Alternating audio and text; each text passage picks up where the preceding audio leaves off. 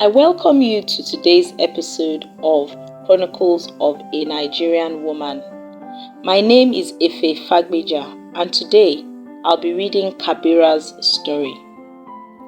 I am a Muslim girl from a deeply religious family.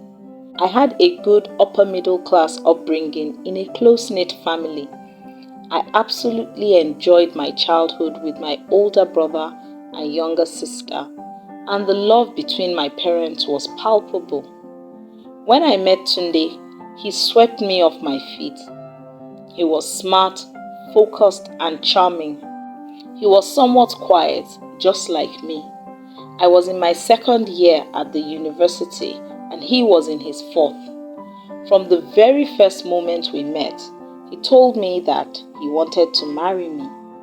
I found it slightly amusing and said we could just start by being friends. And so we began our 6-year courtship. Tunde did not come from a comfortable background. His father had 3 wives and 14 children. His mother was the first wife and had 3 boys whom she practically raised on her own with her salary as an administrative secretary in a law firm. He did not have much, but he was ambitious and determined. He dreamt of setting up an exquisite furniture company, and I believed in him. When I introduced Tunde to my father, he raised a few concerns over his polygamous background, but Tunde had often told me how he detested what polygamy had done to his family, and how he would not repeat the mistakes of his father. My father told me that as long as I was certain, all he wanted was my happiness now and in the future. After school and his youth service year, Tunde worked for about 2 years in a furniture company in Lagos before we got married. He grew up in Ilorin, and we agreed to move there after our wedding. I worked on the sales team of a large publishing company, and they were happy to transfer me to Ilorin, so we moved right after the wedding. Within 5 years, Tunde's company was doing well. I quit my job to handle sales and administration while he focused on production. We had 2 children, a boy and a girl, and by the 8th year of our marriage, we had built our own home. Things were great until our 14th year.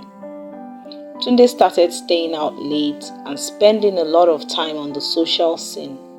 I tried not to dwell too much on it at first because he had got involved in local politics and said he needed to build his network. The children were in boarding school and I was on my own most of the time. Tunde never liked having extra people around, so our housekeepers resumed in the morning and left in the evenings. I didn't have any close friends. His absence started to get to me after a while, and when I mentioned it, his answer was cold.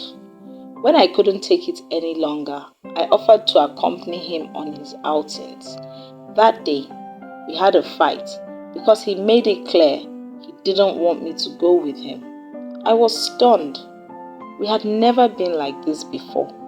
I could not explain his sudden change in attitude towards me, but for peace sake, I kept my cool. I didn't tell my parents because I did not want to alarm them. Tunde's mom and I did not relate closely because she always remained distant despite my efforts to draw her in. So we maintained a civil and somewhat formal relationship, and I could therefore not confide in her. Things had continued like this for almost 2 years when one evening, Tunde's mom and his uncle, along with another lady I assumed to be a relative, came to the house.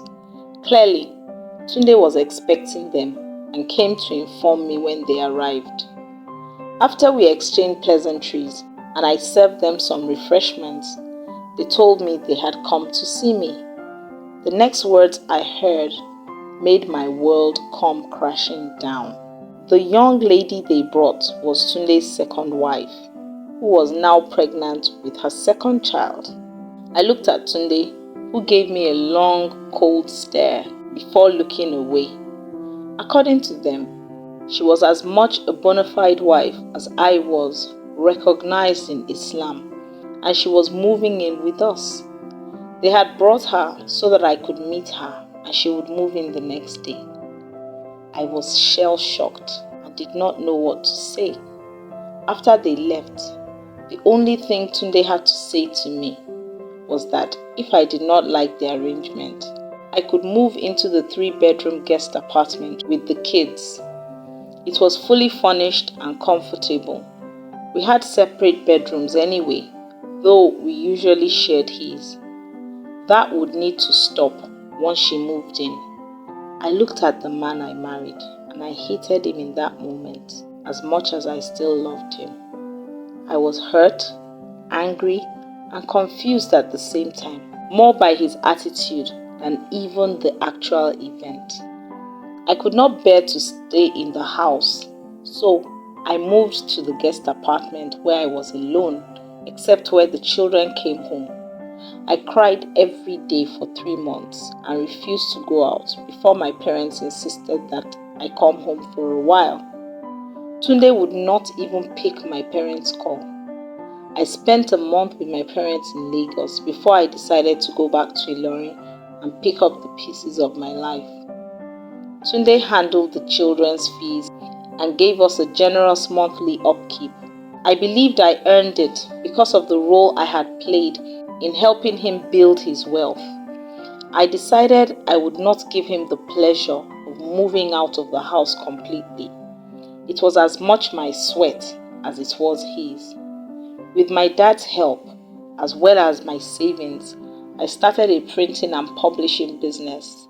With my background in sales and my network, I soon made considerable strides. It's been 7 years since that ugly incident. I still live in that house and Tunde lives in the main house with wife number 2.